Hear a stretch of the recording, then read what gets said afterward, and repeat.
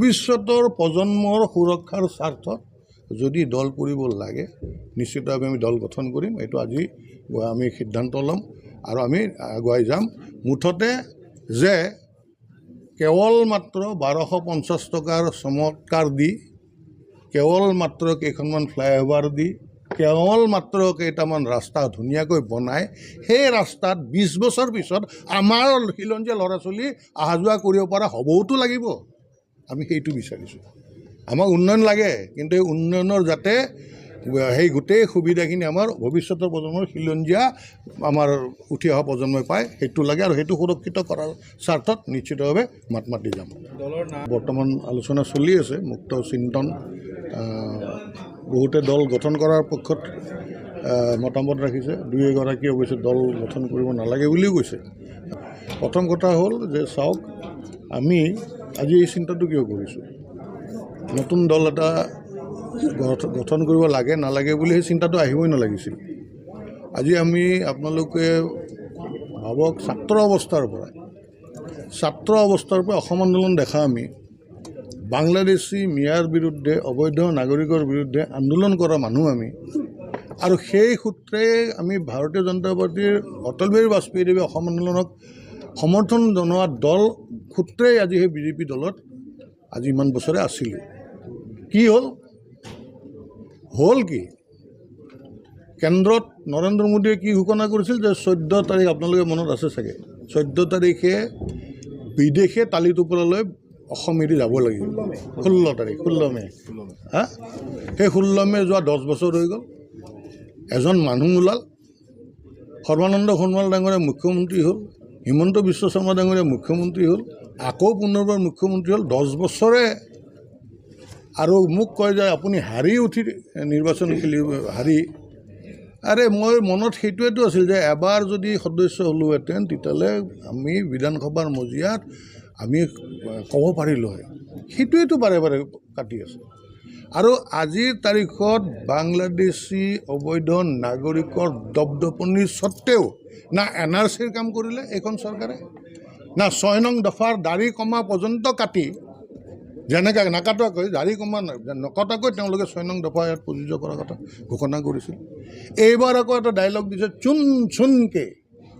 এতিয়া এই চুন চুনকে কেতিয়া আহিব কোনে ক'ব? তেওঁলোকৰ দিল্লী দিছপুৰত চৰকাৰ আছে। বাজপেয়ীজীক মই ব্যক্তিগতভাৱে মই যুৱ মৰ্চাৰ সভাপতিজনক সুধিছিলোঁ, আপুনিতো প্ৰধানমন্ত্ৰী হ'ল, তেতিয়া তেখেতে এটা কথা কৈছিল যে যোনদিনাখনে ভাৰতীয় জনতা পাৰ্টি এবছলুট মেজৰিটি হ'ব দেখিবি আমাৰ সকলো সপোন পূৰণ হ'ব। আকৌ আশা, তেতিয়া যুৱ মৰ্চাত আছোঁ, কৈছোঁ নহয়, আকৌ আশা ল'লোঁ, তাৰমানে আমি আকৌ কাম কৰিব লাগিব, দলৰ হৈ কষ্ট কৰিব লাগিব যাতে এবছলুট মেজৰিটি আহক। আজি এবছলুট মেজৰিটি অহাটো 15 বছৰ হ'ল। কাশ্মীৰৰ কথাটো চিন্তা কৰিলে অসমৰ কথা কিয় চিন্তা নকৰিলে? আজি অসমৰ এই অৱস্থাটো কি? আজি আমি সংখ্যালঘু হৈ গৈ আছোঁ। আপোনালোকে নিজক সুধি চাওক, প্ৰতিটো জাতি জনগোষ্ঠী অসমীয়া খিলঞ্জীয়া, প্ৰত্যেকটো জাতি জনগোষ্ঠীয়ে অকল নিজৰ যদি জনগোষ্ঠীটোৰ কথা চিন্তা কৰে, অবৈধভাৱে অহা বাংলাদেশীকৈ ক্ষুদ্ৰ জাতি হয়নে নহয় কওক? আজি বড়োসকলে যদি কয়, বড়োসকল অকল বড়ো সংখ্যাটো ওলাওক, ৰাভাসকলৰ অকল সংখ্যা ওলাওক, কাৰ্বিসকল, মৰাণসকল, মটকসকলৰ, আহোমসকলৰ প্ৰত্যেকবোৰ গাইগুটীয়াকৈ যদি আপোনালোকে ওলায়, তেতিয়াহ'লে সেই জাতিটো বা সেই জনগোষ্ঠীটো আজিৰ তাৰিখত তিলাই থকা অবৈধ বাংলাদেশীতকৈ আজি ক্ষুদ্ৰ। ঠিক কিহৰ কাৰণে ৰাইজে চৰকাৰ বনাইছে?